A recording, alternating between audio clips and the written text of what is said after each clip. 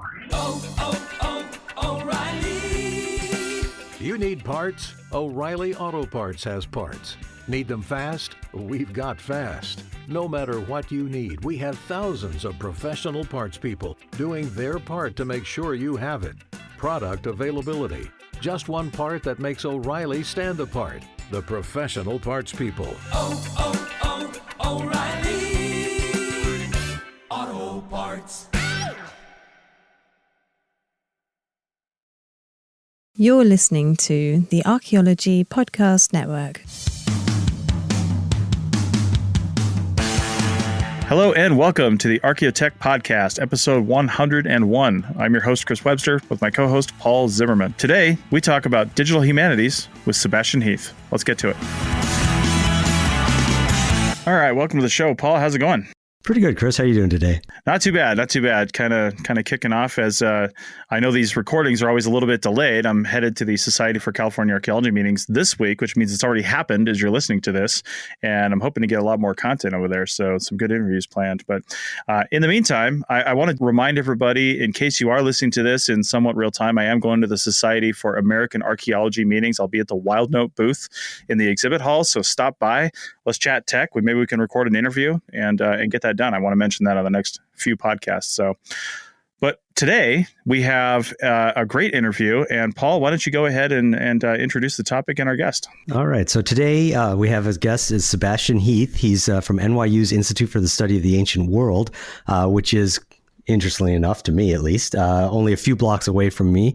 And as I found out at the last lecture, or the last time I saw you, Dr. Heath, you're also a graduate of the school that I've been working at for the last 19 years. So not only are you, 5 blocks away from me for your job, but I guess your school would have been, half a block away from me in the next building over.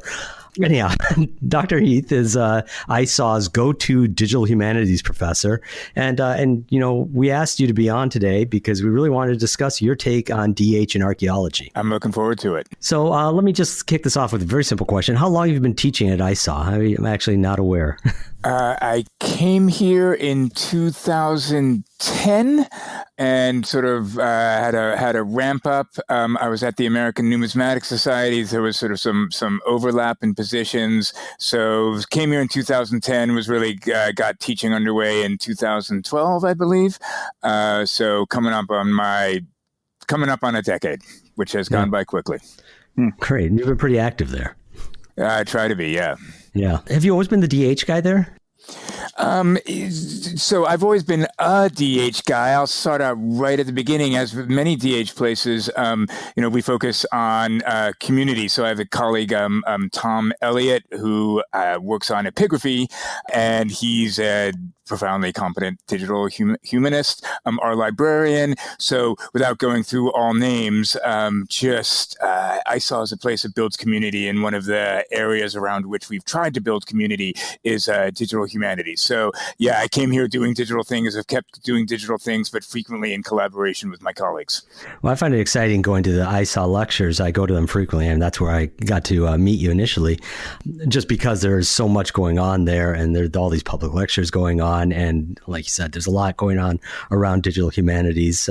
There's a lot in the city actually going on about digital humanities, but the stuff that's particularly targeted towards archaeologists and ancient studies is always appealing to me.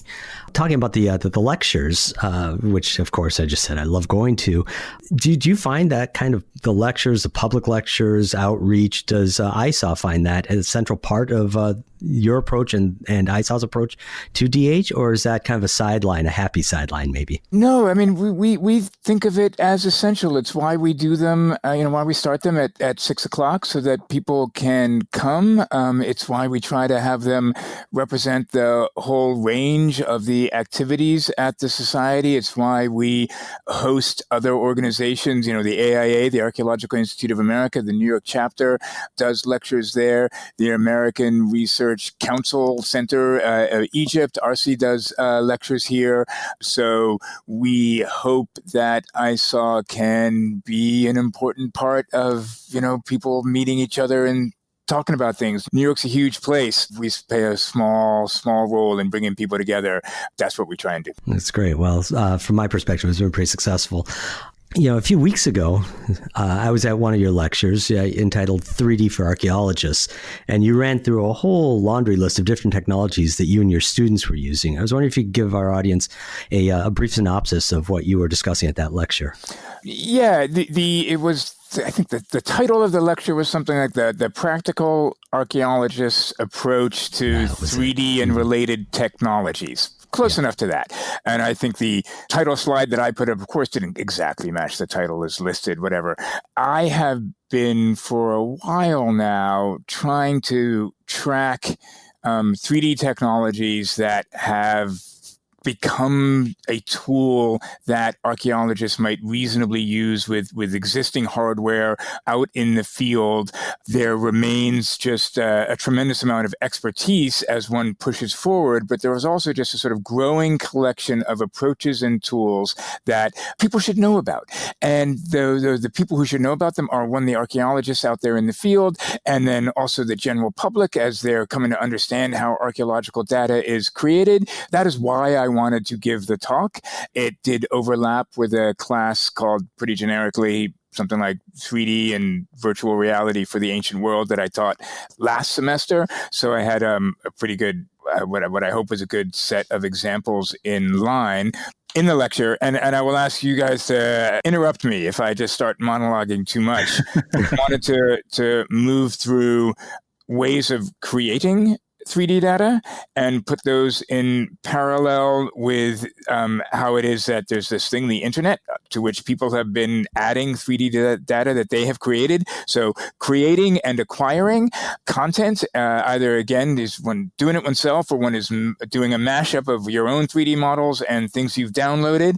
And then the idea of rendering that 3D content. So maybe one takes, as I just said, one's own model, and one combines it in a scene with somebody else's. You then add artificial lighting to that and have the computer, what is called rendering it, that is just create an image of it to get the audience understanding that. And then I moved to not just adding in light, but adding in physical properties. So I showed an animation that I do of a Roman military vexillum from the 3rd century found in Egypt, but I rendered it into a sort of mountainous semi-border scene. So the idea of adding in more properties than just light, but wind and then sound, all of these sort of moving slightly towards the idea of immersion, whether that's what we think of as actual VR, or just like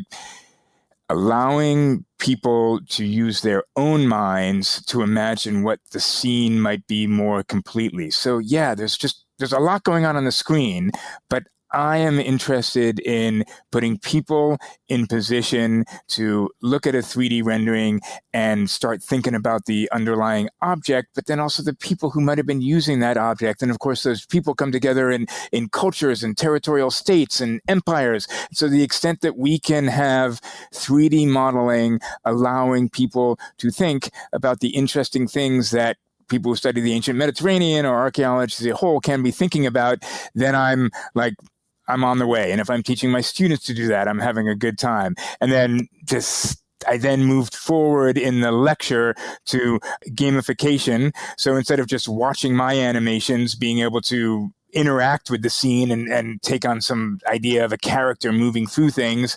And then I did bring out an Oculus Go at the end where people could line up, put VR goggles over their heads and be like, oh, that's really cool. So Paul, you were there. I hesitate to say how it was perceived, but I did think I think we all had a good time. I had a good time. I looked like the audience had a good time. Just getting the idea that these tools are out there. Many of them are cloud-based, or they're open source, or they're free. I didn't quite lie and say they're all trivial to use, but many of the techniques that I went through are things that a curious computer user could figure out on their own, because you just search how to do this and you'll come across a YouTube video or a tutorial or, some other person who wants to help you virtually because they've made a resource on the internet to let you figure out how to do it. So that was a little bit of a blurb by me, but that's what I went through. I got to say, just based on what you just said there, Sebastian, it's always kind of floored me that we don't yet have some sort of service where an archaeologist or really any professional in their industry, maybe other industries do have this, but where we can't go to a website or somewhere that says, listen, I have this problem. I want to do this. What technologies will help me do this, and to have that curated by archaeologists that have used it or other professionals that have used it and say, well, I tried this app out, I tried this thing out, I tried this piece of hardware out, here were the pluses, here were the minuses, and then other people can just basically put together a recipe of technology for what they need to do their thing. Because it seems like every project, every research student, every grad student out there is trying to reinvent the wheel and figure out what they're doing. It amazes me that we don't have this resource yet. What do you think about that? So I think it's a very important issue. I think there is the aspect that the technology is changing very quickly, and so I make sure in my teaching to just figure out every semester, I'm pretty sure that there's one new tool out there that I haven't really used because it came out, in the months before I'm teaching the class, or it became something that I felt I could now dive into, and we can come back to that a little bit. So, in direct response to the question, things are changing so quickly, so that a podcast like this is actually part of a dialogue that is where it helps the information flow. I have slight concerns about people having the idea that there is a list they can go to that will have recipes that will tell them what to do. So that's not to reject the idea, but that's to be in dialogue. How do we give people the confidence that they can explore the internet on their own to find out what is enough of a starting point that they think, okay, I know how to do one thing, like maybe I'm good at making maps. On the basis of that, how do I find out, how to turn that into a 3D terrain model? And then once I know how to do that, how do I add lighting? So rather than lists with here's how to do things, building competency of how to discover to do things, because wait 6 months and what you knew how to do will be slightly out of date. I'm going to drop a trope that I use places. Like I can identify myself over the years as 4 or 5 different digital humanists as I have taken on skills that have allowed me to do new things. So an essential digital humanities skill, essential digital archaeological skill is being able to learn new tools. So that's not to reject that there should be a list, but the keeping the world flexible and moving forward because the tools are changing so quickly. Does that make sense? Makes a lot of Absolutely. sense. I agree with you wholeheartedly, but I can't quite shake the sense listening to both of you discuss this that we almost need a Stack Overflow of for archaeologists. One of those places where you kind of know what the question is you want to ask. You see some answers. Well, this one's from 2011. It probably doesn't apply anymore, but hey, these two from 2018 might be useful. Helps you refine a better question that gets you a better answer, that gets you somewhere closer to where you wanted to be. So an actual question, will your audience know what Stack Overflow is? I would think that most would. I think anybody that does any programming does. I certainly, as the joke is, a lot of programmers use Stack Overflow as a starting point for to jog their memory about matters of syntax, in any given language. I haven't used SQL in a while. How do I do a left outer join? I can't quite remember. Google it. It comes up as the first hit. You remember, and then you move on. Yeah, the only reason I ask that, because yes, one of the skills I want to give to my students is the ability to, navigate Stack Overflow. So when I'm teaching Python programming, it is true that none of the examples on Stack Overflow are about, doing tables of ancient world data or anything like that, but their ability to read a modern problem. I'm searching rent records in New York City, and I downloaded 10,000 records or whatever, all that kind of stuff, and to figure out how that is the same structure with their own data is actually a very important skill that I give them. So yes, Stack Overflow is out there, and being able to use that's the kind of skill that I think jumpstarts people becoming, their own digital humanists, not just, where to click, but how to conceive a problem. And diving into tools like Stack Overflow is an important part of that.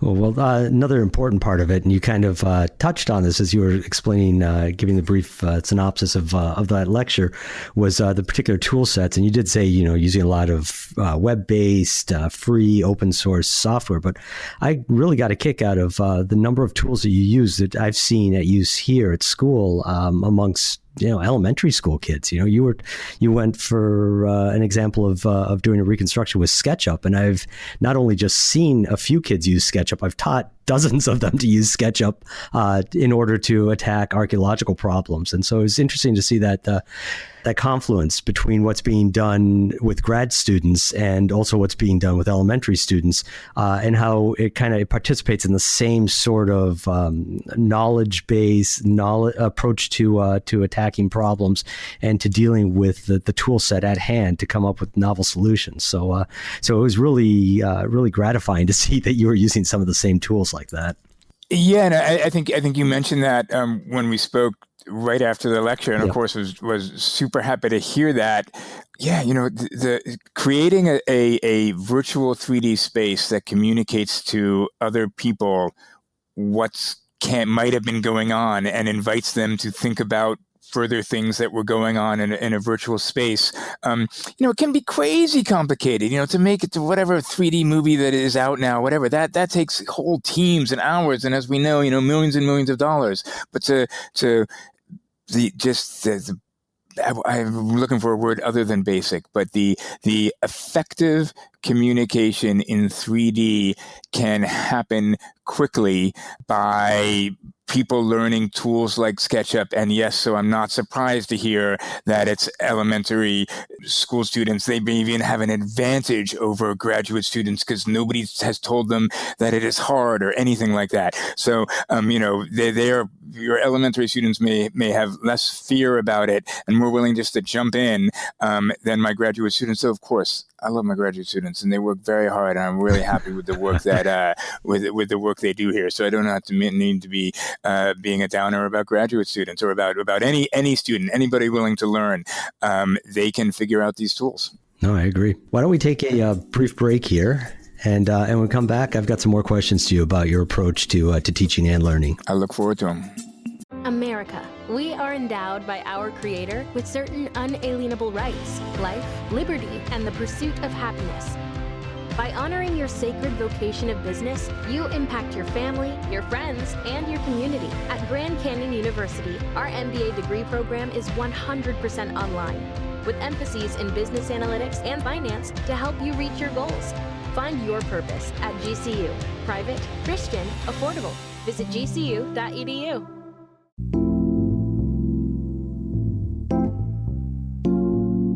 All right, welcome back to episode 101 of the Archaeotech podcast. And Paul and I are talking to Sebastian Heath about digital humanities. And Sebastian, I got to say, I still can't I think you need to put a grad student on this, because I still can't get over the idea of a system that people could go to, because there are apps out there that will tell you, based on the food you have and the expiration date of that food you have, what you can actually cook in your kitchen. And if we can just put something together like that, I'm not going to let it die. I'm just not. So we're going to keep talking about it. No, I'm just kidding.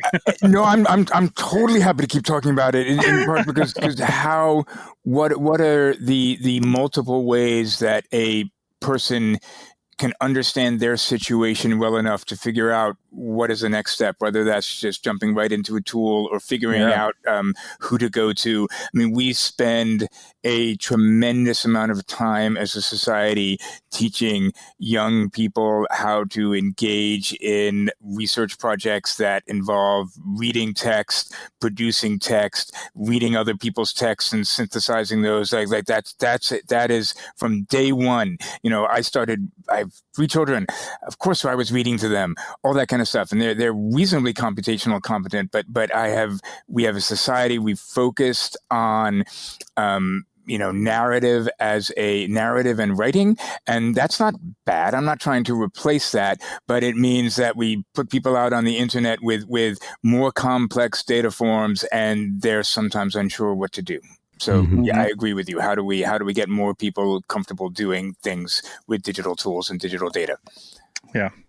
Well, the comfort, the first lecture I think I ever saw you give was you were talking about using R kind of as a GIS for data about Roman amphitheaters, and I remember coming away from that lecture and thinking, wow, it was really amazing to me. I mean, the way that you're using R, along with the fact that you're hosting your data on GitHub, those were both really novel to me, and so I've gotten a sense from that and from other lectures that experimentation and even play really are informative to your work.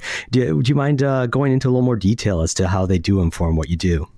I think that's right. You know, there's a colleague on the internet, Sean Graham, electric archaeologist, something is his Twitter handle, something like that.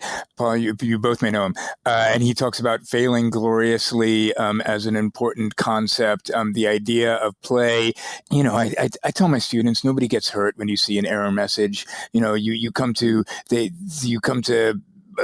not have a little sense of angst when your computer tells you, warning, failed, died, or whatever it is. And you just learn to unpack that and to see what is going on. You learn to allow everybody, oneself, to be in dialogue with the digital representation of scholarship that you've worked to put into your machine, and then you iterate over it and you get something back on the screen and it goes into your head and you think about it, and then that causes you to type on your keyboard, which causes something to happen on the screen, which goes into your head, which causes you to type on back and back and back. If you can get that cycle and then you're sharing it on GitHub so that other people can see it, if you can get that cycle of, it's not so much never stopping, but never feeling that you are coming to a finished point. And the point of reaching a stage is never to say, I am done. It is to say, what have I communicated and what further questions are?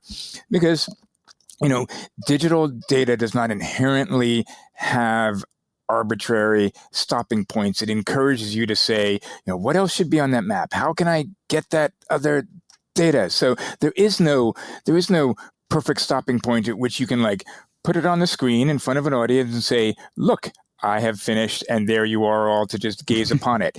Just, put stuff out there, see what you think about it, see what other people think about it, and keep going forward. So yeah, is it play? Is it failure? Is it this? Is it sharing? Many eyes make for better work.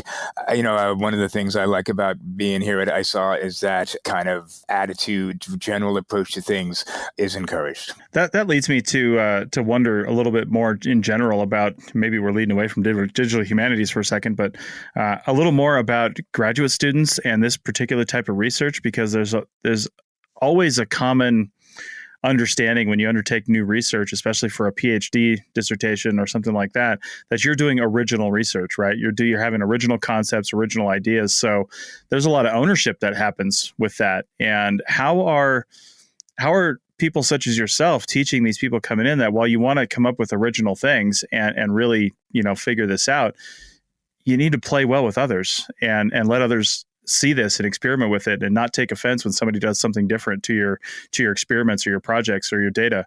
How do you try to convey that to students? So just as a practical pedagogic matter, one of the ways I convey that to students is by not requiring that they do it. So I modeled everybody knows, here at ISAW, whatever, that I'm oversharing on Twitter and GitHub all the time. But then we come into class, and I will talk to the students about, I'm trying to teach them ways of interacting with digital data, so that should they choose to, they could, tweet out a link, and people would follow that link to a meaningful way of interacting with some manifestation of their project. But I really say, you do not have to. And the language that I'm about to say makes no sense. In that I tell them, I'll love it if you do that, but I won't give you extra credit or anything like that. Like, I just want to make absolutely sure that the students don't have to. And then I sort of just, some students enjoy tweeting out the work that they do in my classes, and some don't. I think as one moves ahead and finds students here who want to have digital humanities be part of their profile as they go out into the world, I will say, yes, it is good to participate in the public sphere that is the internet, in however you want to do it. Of course, the ones who demonstrate some interest in participating in this community and being digital humanists are inclined towards doing that already. So it's usually not a battle. But create.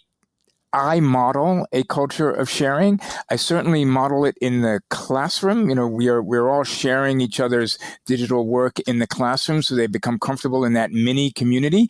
But in many ways, that's what a classroom is supposed to be, like a mini,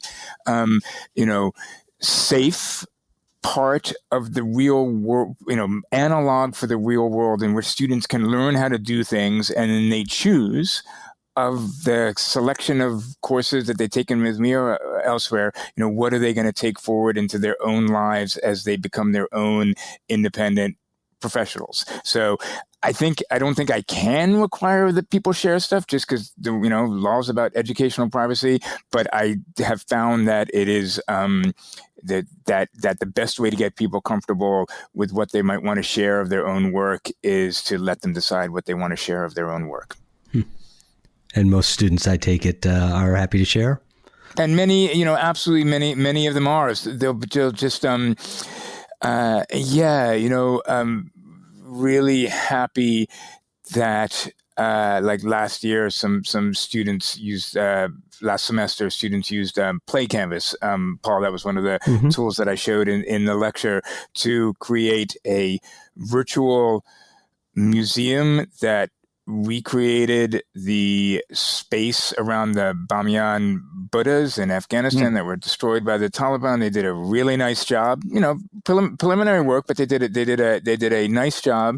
They wrote it up in a paper that also included other techniques they were using. They posted that paper to academia.edu with links into their work, and they had a brief explosion of it being, top 1% or something like that, and they were super pleased to have put that work out. So again, you just let students control their own. I think it came up, the term ownership, giving students ownership of their own identities. That will let them go out onto the internet confident that they will retain ownership of their identities, but in a way that is, collegial and sharing. I encourage them, somebody may take your stuff and do something with it, but that they can do that if you publish an article and they don't, they plagiarize you. That's not unique to anything digital. No, it certainly isn't. Do you have other projects that you're currently working on, or your students are working on, that you'd like to let us know about, something that's really exciting you right now? I'm pleased to be able to report that the Getty Foundation's Digital Art History Project just gave a grant to the University of Massachusetts at Amherst. My colleague Eric Paler up there, who would make for a great interview if you haven't done one already. We got a University of Massachusetts is the lead institution on a 3-year grant for a project called Pompeii's Artistic Landscape, or the Pompeii's Artistic Landscape Project, PALP, which is a good hashtag. That's always important for a project in which we're going to be applying the principles of linked open data and graph databases, overlapping with tools and techniques from the semantic web to Pompeii, to allow not just site-wide searching of wall painting and the motifs, and find Dionysus as represented on wall paintings around the city, but focusing on the relationships between the architectural contexts in which wall paintings are, such that one can say, sure, Dionysus is here, but quickly show me what's in neighboring buildings, adjacent buildings, or what motifs are appearing in buildings that are across the street, really trying to focus on the street as an organizational principle within an ancient city. And so we're just at the beginning of that, but with the website's already up and running. We were open content from day one. Our data already, going onto GitHub practically as it's being created. Eric, motivating force behind an NEH, I think, funded Pompeii Bibliography and Mapping Project. My apologies if I got the exact funder of that wrong.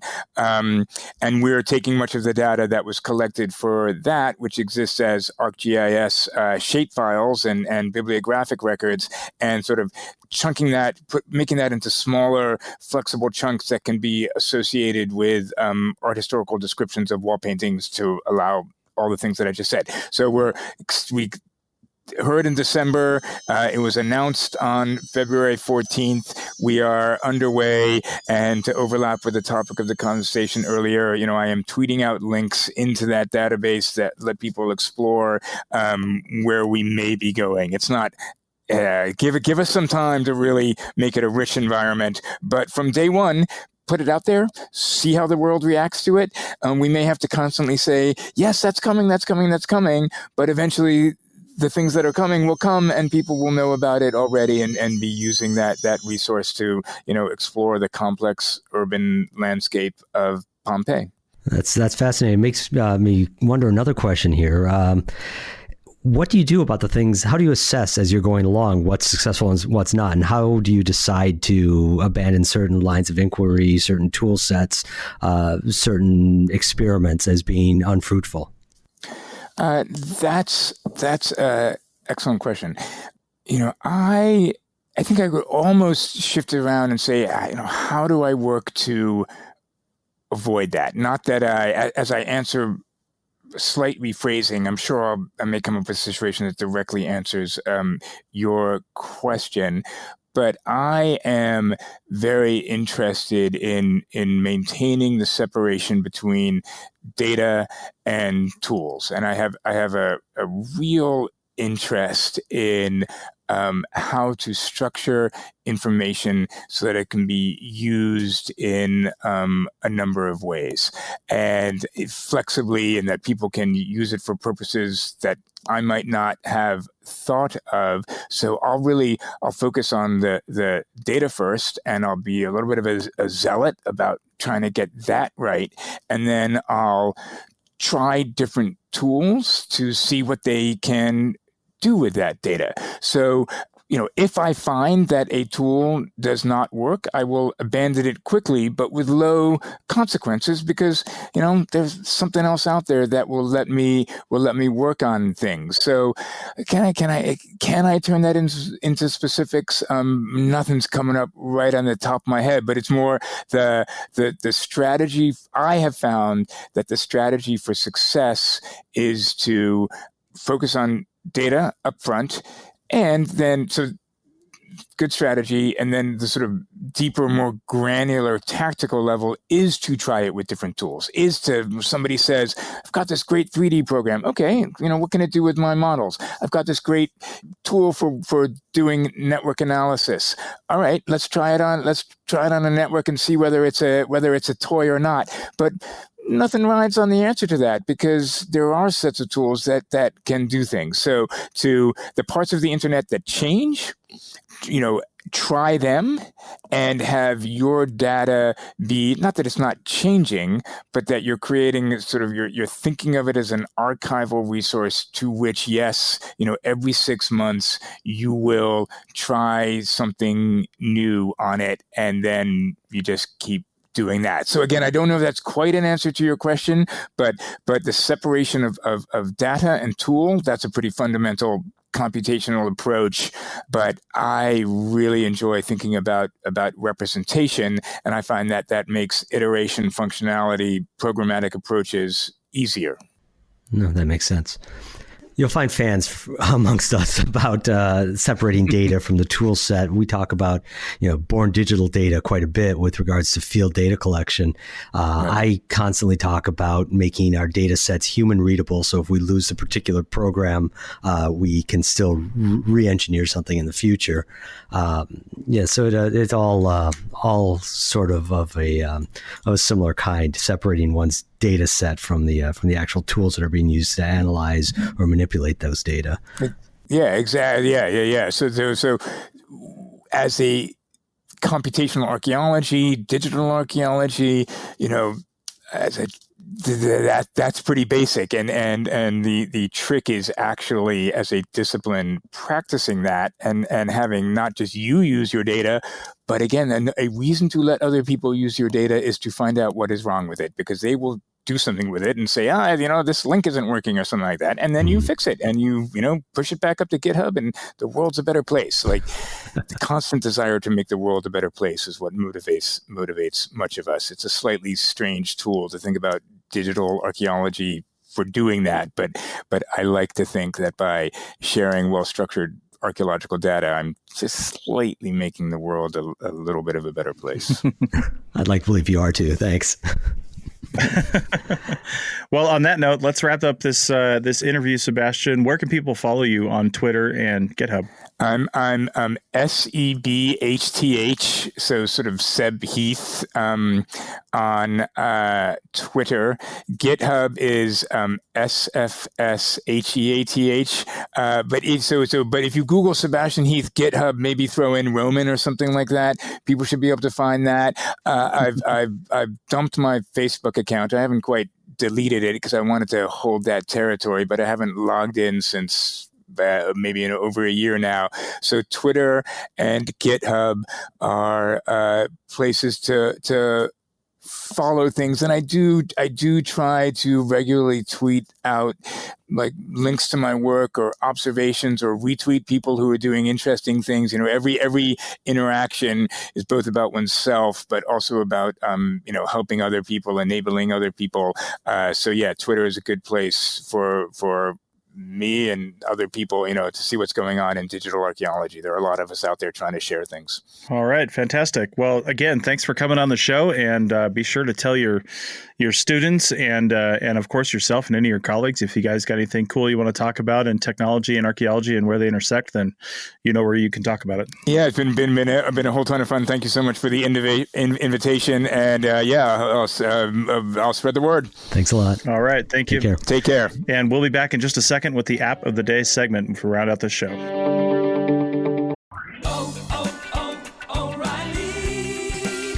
You need parts? O'Reilly Auto Parts has parts. Need them fast? We've got fast. No matter what you need, we have thousands of professional parts people doing their part to make sure you have it. Product availability. Just one part that makes O'Reilly stand apart. The professional parts people. O'Reilly Auto Parts. All right, this is Chris Webster with one more quick ad, and that is for Team Black, arccert.black. So we are setting up a Patreon account, and we're soliciting people for basically experts in the field that will do a webinar, essentially 30 minutes to 1 hour on a single topic, something you're an expert in, something you think you're an expert in, and put together a presentation. I'll do the recording. You don't need to do anything. We'll coordinate how we're going to do that, and then we're going to put that up on our account. And when people go there with a subscription, we track views on that, and you get a 70% revenue share after expenses based on the number of views and the percentage views that you have on your particular videos. So it's a great way to make some extra income, but it's an even better way to put awesome information out into the field so archaeologists have one place to go to find all these things. And why are we charging for this, you might ask? Well, good things have value, and things that are training have value. However, I don't believe in charging $100 for a webinar in an organization you already belong to. I don't believe in charging even more than that in an organization you don't belong to, and they're just trying to put out good information. This information is worth a lot of money, but it shouldn't be inaccessible, and there shouldn't be such a huge barrier to entry to make us all better people and better archaeologists. So check out arccert.black to see what we have up there right now, and email me, chris@archaeologypodcastnetwork.com if you want to participate, or if you know someone that can participate and can put us in touch. All right, that's arccert.black. Now back to the show.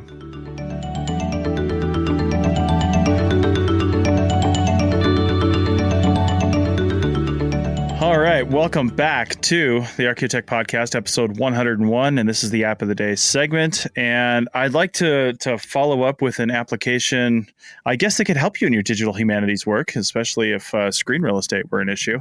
What I'm going to talk about is something that's actually been in my list of apps to talk about for a little while. However, I have avoided it because, well, to be honest, they had some issues. And what I'm going to talk about is Duet Display.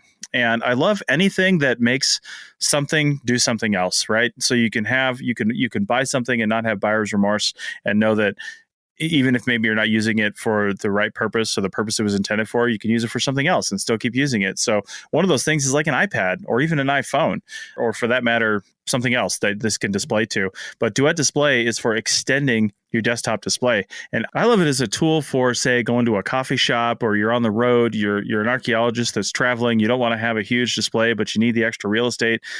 You can bring Duet Display, because a lot of people carry iPads with them these days anyway, right? They might have one just on them and using it for other things. Well, you can set up in a coffee shop or set up in your hotel room, wherever you're at, and just plug this in and use it. Now, it's not a super cheap application, and Apple's not showing me the price because I already own it, but it works on Mac or PC. So if you have an iPad, you can actually extend your PC display as well. You don't need to expand your Apple display, but unfortunately it doesn't work on Android tablets right now. So it's intended to work on an iPad. But the thing I like about it is there's a lot of display extenders out there, and a lot of them work wirelessly, which is really cool in concept, but it actually doesn't work very well. Like the display is not very crisp. It's a little pixelated. Duet has managed to not only give you a pretty crisp, clear display when you're extending via wireless, but they actually encourage you to just plug in with a lightning cable or whatever you have that plugs into your iPad.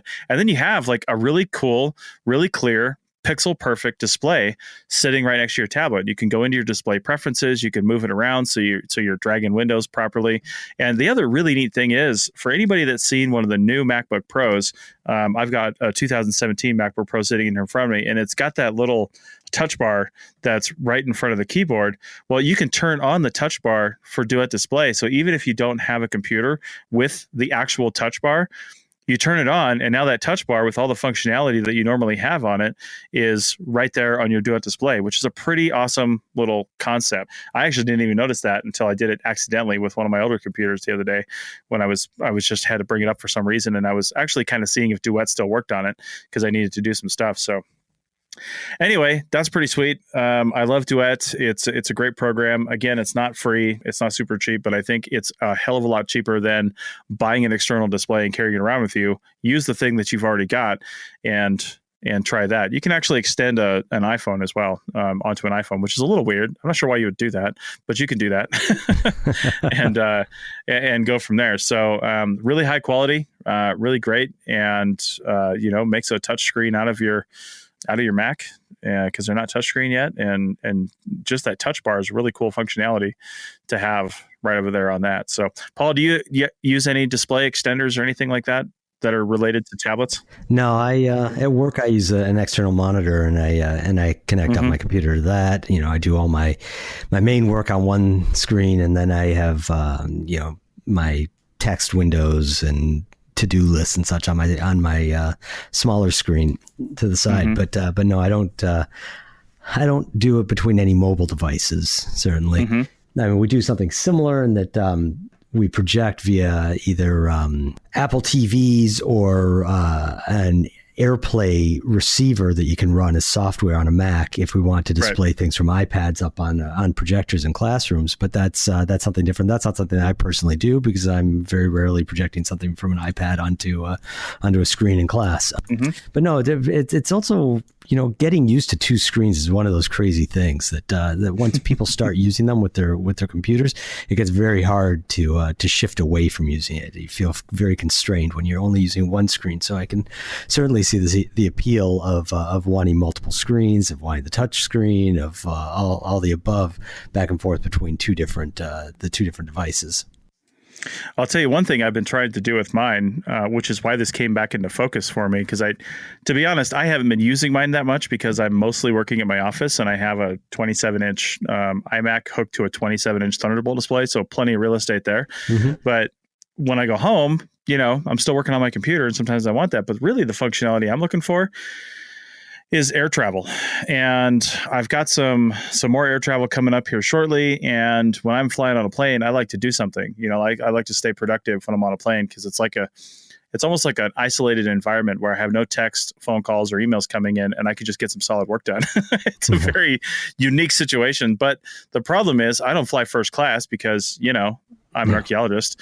And so you're back in economy or even basic economy these days. And the minute somebody even moves their seat back, or even if they don't, there's just not enough room for this. I've got the 15-inch MacBook Pro and there's no way for me to open that screen and actually be able to use it. So I've been working on a way. And the only reason I haven't gotten this to work yet is because you got to turn off a bunch of stuff that I'm not ready to turn off just yet. But when I do actually go on a plane, next month, I'm going to do this, but you have to turn off like firewalls and some other stuff to make this work. But there is a way to hook the display up via cable through the lightning jack or the USB-C on the side here, and then close the laptop and basically just use the Duet display on my 12.9-inch iPad as the display with my Apple Pencil. So I can be able to put the computer just in the seat back pocket of the airplane and then have the iPad in front of me and actually use my computer as basically a touch screen through the iPad and do everything I need to right there. I've seen that is possible online, but I haven't made that work yet. Like I said, I got to turn a whole bunch of shit off that I'm not really ready to do. So, that sounds handy. I mean, it must be a little awkward if you have a lot of typing to do, but I used to always keep my computer hooked up to my external monitor at work, but I'd have the computer closed and I used an external keyboard and an external mouse. Back in November or October, we upgraded our computers to the new MacBook Airs, which have the Retina display. And that's so much nicer than my old 11-inch MacBook Air that now I use the two screens side by side. But I used to do a similar sort of thing, except for not quite as cool as having the touchscreen display on the iPad. I just pulled up the App Store here, so we have the price. It's $9.99 for Duet display. Oh, yeah. Well, that's not as bad as I thought it was. Yeah, no, that's pretty affordable. Yeah. No, especially if you find it really useful. Yeah, you might think it odd that you can't just close the laptop and have the display still work, because that is pretty common to be able to do. The problem is when the iPad's plugged in through the Lightning connector, or even the new, the newer iPads, iPad Pros with the USB-C connector on the bottom might actually read differently, but I'm not sure. But the one with the Lightning jack on it that I have, it doesn't read as a display. That's the problem. So you have to trick your computer into basically staying on and then essentially turning it on or keeping it on with this connection. And that's not something it wants to do naturally. There's a lot of permissions that have to be relaxed for that to be able to happen. Otherwise, somebody could bust into your computer by just basically plugging into your Lightning jack, plugging into the connector that way, because it is an interface. It's not just a display. It's actually an interface. And that's the issue. So you got to turn a bunch of stuff off for that to work. So I'll report back on that when I get it to work. But in the meantime, I think Duet is a really great one. I've tried Air Display, which I actually have on my list of things to talk about for an App of the Day segment. And I'll review that at a later time. But I think Duet, when it works well, works really well. And you just get superior quality with it. So that's my App of the Day segment. What do you got for us today, Paul? Okay. Mine was a little bit of a frustration. So this isn't going to be as glowing a review as what you had. The last App of the Day segment, I talked about an app called Clone, Qlone. which is an app for making AR models out of real objects. So using the camera on your phone, and it doesn't need the newer phones with the AR capable cameras. It works with, for example, my older iPhone 8. And that review was a little mixed. It kind of worked, but the models that it came up with weren't very good for anything with sharp edges, which was pretty much everything I tested. It only worked well with a very lumpy object. But it was interesting that you print out a checkerboard grid and then place the object on top of that. So it would key in and find just the object and it wouldn't get the background. The reason why I found that one is I was originally looking in the App Store for another app, which is what I'm going to review today, called Turnio. It's TRNIO. I have no idea how they came up with that name. I didn't get the Turnio one before Clone, even though Turnio was recommended at a lecture I went to that was being done by architects who were showing their workflow for doing some work conserving furniture with a conservator, and they were using Turnio for showing 3D models of the object back and forth. And they were talking it up as being an exceptionally easy way to capture a number of pictures and turn those into basically a structure from motion kind of model. So I didn't download Turnio initially. I downloaded Clone because it was free, and Turnio cost a whopping $3. It's iOS only. So if you want this terrible program on your Android, I guess we're sparing you the trouble. Same sort of thing. It works with the camera. In this case, you open it up. It asks you to. It kind of projects a circle down onto the ground plane around and over the object. And the idea is you move the camera. You move the phone with the camera aimed at the object all around it 360 degrees until it has a bunch of images. Then it uploads those images to Turnio's servers, and short time later, about 5 minutes or so, you end up with a model that you can view and turn around and spin around and project onto a surface and view in AR. Now, the reason why I am not very thrilled with this program, despite the high praise that it got from those architects, is that in the 6 models that I've tried, only one of them actually created. All the other ones came back saying that it couldn't create a model from the photographs. It doesn't give me any explanation as to why.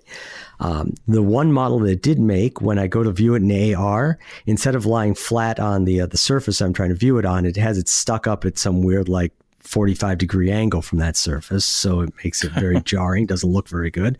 One of the demos that I saw of theirs actually has the same problem. So I think it might be something common to the software.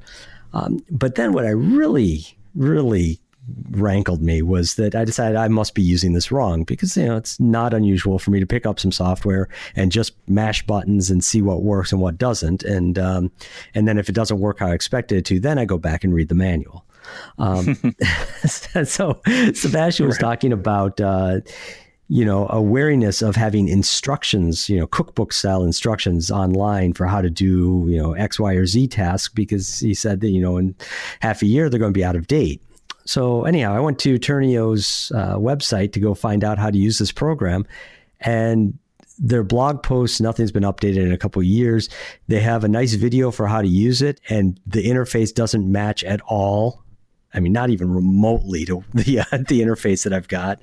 It works totally differently. It's missing features that are highlighted on their website. Like on the website, you can rotate the model and crop out elements of the background. Well, there's no way to do that in the app here. I haven't been able to find out if I can log into an account on their website and do it there, but it doesn't appear to be the case. So, if you really want to spend $3 and see if you have better luck than I did, then go for it. But if not, I can't recommend this one at all. I got only one marginally useful model out of all the tries that I've had, and even that one has serious flaws. I did notice on their website here, the models are actually hosted by Sketchfab. You sure they don't intend for you to do your modifications on Sketchfab, not on their website? Or are they just being misleading about that? On what they showed on the website, it looks like you can modify them directly in the app, which is certainly something I cannot do. There's a button to upload to Sketchfab, which I didn't do, but it's not clear in that case that that's what I have to do, is to go upload them to Sketchfab and then make whatever modifications there. So if that's the case, fine. Then I'll keep on kicking the tires on this one and hopefully figure out how to really use it. But the lack of instructions and the fact that the instructions that they do have don't match the actual interface make this feel kind of sketchy, and not sketchy in a good way. I mean, sketchy as in they took my money and now I'm $3 poorer and only have a story to tell. It's not sketch fabulous. No, it's not even close. Maybe it is. Maybe I'll figure it out and figure out the exact workflow I have to use. But I haven't yet. Either way, it's not very good. It's just not very good when you just can't figure out how to use it. You know what I mean? Like, it might be the greatest thing in the world, but if you can't convey that, then what's the point? Yeah. And I was led to believe that it was really a fantastic program by people who gave an otherwise outstanding lecture a few weeks back, and showed exactly how they were working amongst different groups of people, architects and conservators and archaeologists, and using it very effectively. And so for me to have such a different experience with the same program that was an important part of the workflow is a little weird to me. All right. Well, I guess that's it. Let us know if you've used these things, if you've used any external displays, or if you have used Turnio, however you pronounce that, or anything else that you like that's out there. So, and if you have any suggestions for our App of the Day segment, go ahead and email me, Chris at archaeologypodcastnetwork.com. You can leave a comment on this show on the website at arcpodnet.com/archaeotech/101. I think that's all we've got for this week, Paul. Anything else? Yeah, if anybody hears this and they know how to use Turnio and they know what I did wrong, I would love to be schooled on the matter, because not being able to use a piece of software is supremely frustrating to me. Indeed. All right. Well, again, send in your instructions for Paul so we can get this thing worked out. Yeah, just send in the emails, subject line, "You're an idiot," and they'll look just like all the other emails I ever get. Yeah, how are you going to differentiate that, Paul? Seriously. I didn't think this one through either, did I? Not so much. Well. All right. All right. Well, thanks everybody for listening. And again, send in those app suggestions, interview suggestions, and please go to the website and comment. We love hearing comments and what you guys are getting out of these. So, all right. Thanks, Paul. And next time we'll probably have some good interviews that I'm going to record this week. Again, in the past for everybody listening to this, at the Society for California Archaeology meetings. And if you are hearing this on time, then check me out at the Wild Note booth at the 2019 Society for American Archaeology meetings in Albuquerque, New Mexico in April. All right. We'll talk to you later. Thanks, Paul. Thanks, Chris.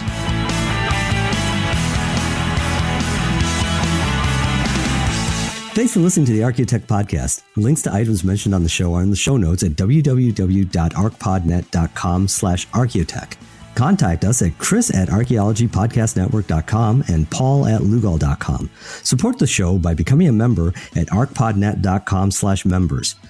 The music is a song called Off Road and is license free from Apple. Thanks for listening. This show is produced and recorded by the Archaeology Podcast Network, Chris Webster and Tristan Boyle, in Reno, Nevada, at the Reno Collective. This has been a presentation of the Archaeology Podcast Network. Visit us on the web for show notes and other podcasts at www.arcpodnet.com. Contact us at chris@archaeologypodcastnetwork.com. Thanks again for listening to this episode and for supporting the Archaeology Podcast Network. If you want these shows to keep going, consider becoming a member for just $7.99 US a month. That's cheaper than a venti quad eggnog latte. Go to arcpodnet.com/members for more info.